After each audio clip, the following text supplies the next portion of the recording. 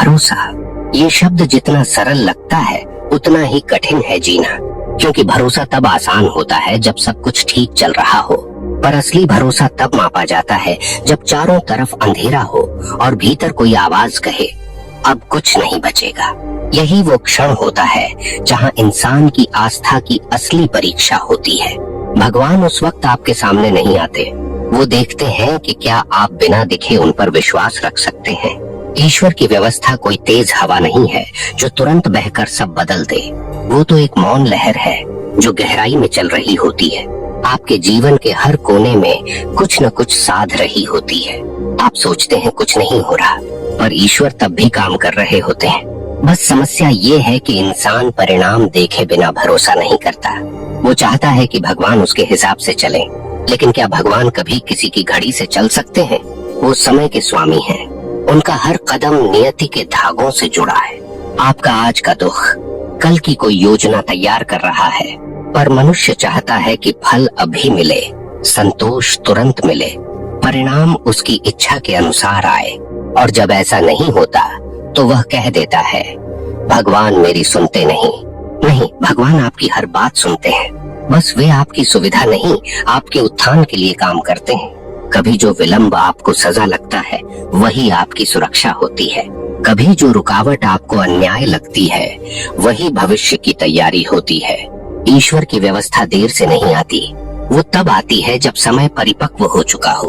आप किसी बीज को धरती में बोएं और उसी पल उससे फल मांगे, क्या मिलेगा? नहीं मिलेगा, क्योंकि प्रकृति का एक नियम है, हर चीज अपनी गति से परिपक्व होती है।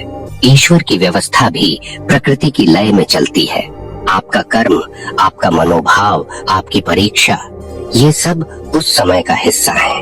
ईश्वर तब तक प्रतीक्षा करते हैं जब तक आपकी आत्मा वह पात्रता अर्जित नहीं कर लेती। अगर भगवान हर बार तुरंत दे देते जो आप मांगते हैं, तो क्या आप कभी उनके अर्थ को समझ पाते? नहीं, तब आप उन्हें दुकानदार समझते, दाता नहीं।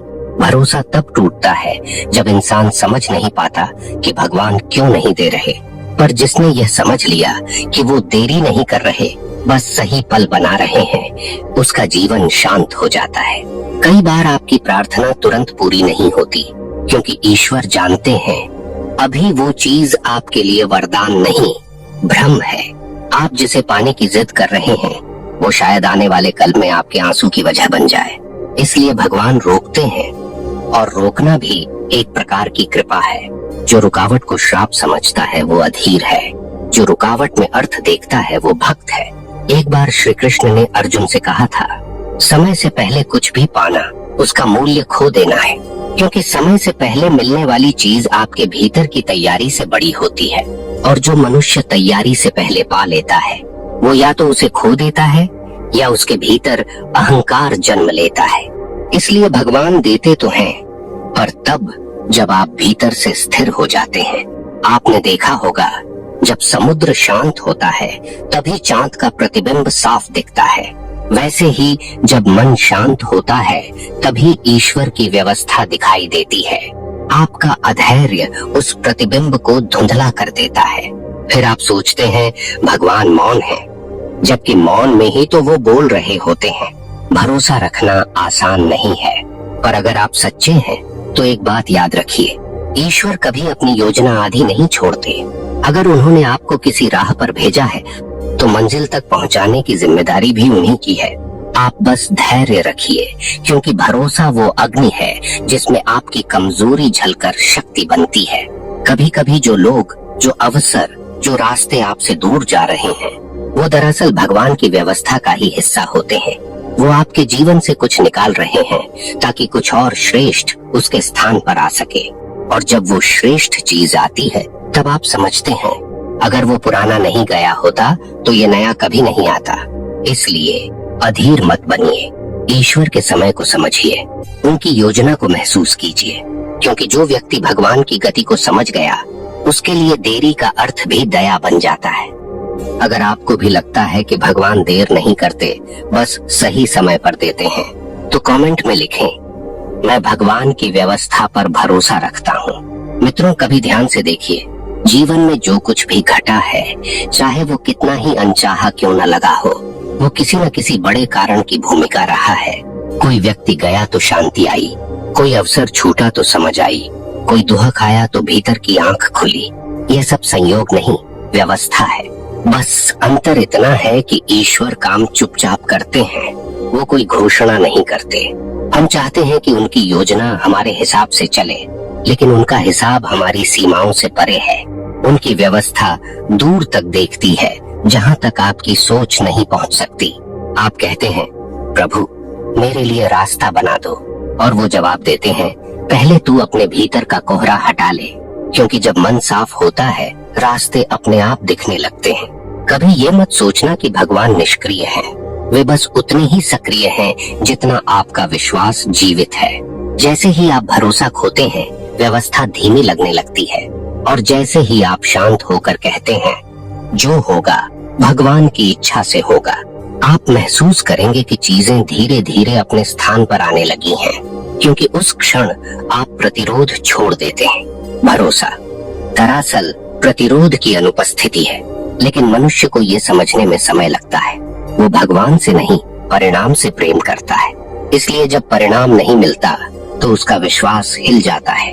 पर असली भक्त वही है जो परिणाम के बिना भी प्रेम करता है, जो भगवान से कह सके, प्रभु अगर आप दे रहे हैं तो अच्छा है, अगर नहीं दे रहे तो और भी अच्छा है। ऐसा व्यक्ति व्यवस्था को नहीं, व्यवस्था के रचयिता को देखता है। ध्यान दीजिए, आप जो भी चाहते हैं वो आपके कर्मों के बही खाते से जुड़ा है। भगवान उस किताब में गड़बड़ी नहीं करते। आपका हर कर्म, हर विचार, हर निर्णय सब गिना जा रहा है। कभी देरी इसलिए नहीं होती कि भगवान सुन नहीं रहे, बल्कि इसलिए कि आपके कर्मों का संतुलन अभी पूरा नहीं हुआ। जैसे नदी तब तक शांत नहीं होती जब तक उसमें कीचड़ बैठ नहीं जाता, वैसे ही आपका जीवन तब तक स्थिर नहीं होता जब तक कर्मों की गहराई में छिपा कंपन शांत न हो जाए। आप प्रार्थना करते हैं, भगवान मेरी सुनो। भगवान जवाब देते हैं, पहले तुम अपनी सुनो, क्योंकि ईश्वर तब नहीं आते जब आप उनसे जोर डालते हैं, वो तब आते हैं जब आप भीतर से मौन हो जाते हैं।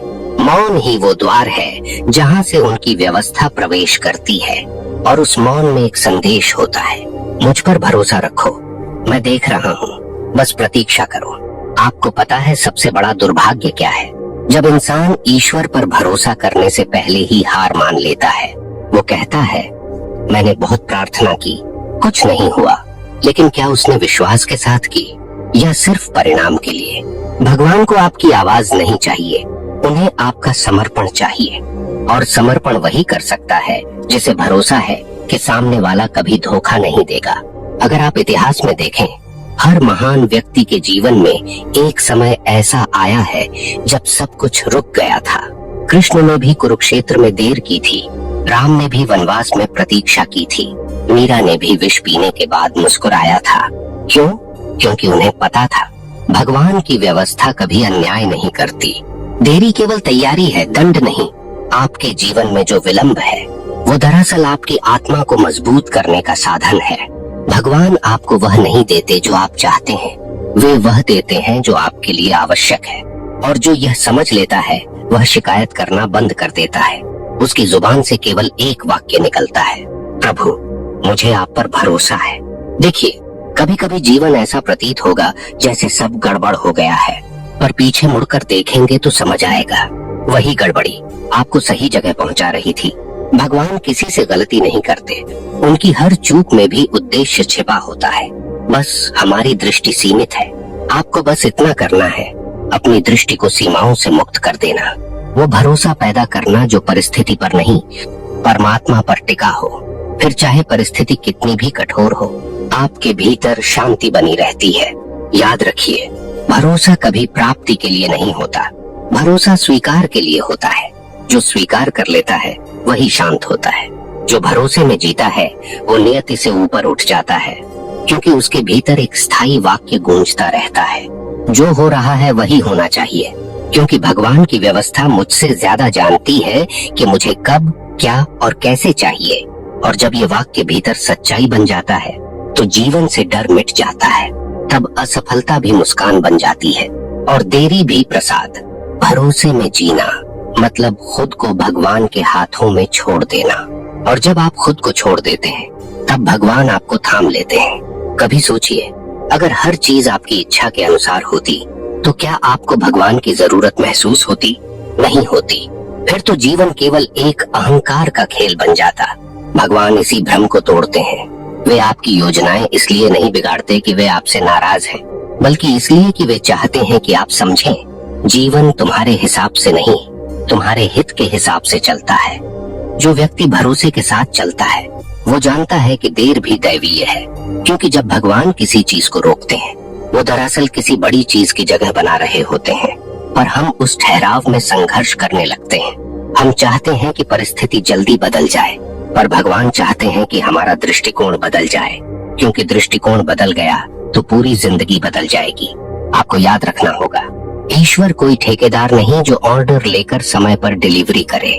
वो तो सर्जक है, और सर्जक हमेशा समय लेकर ही रचना करता है।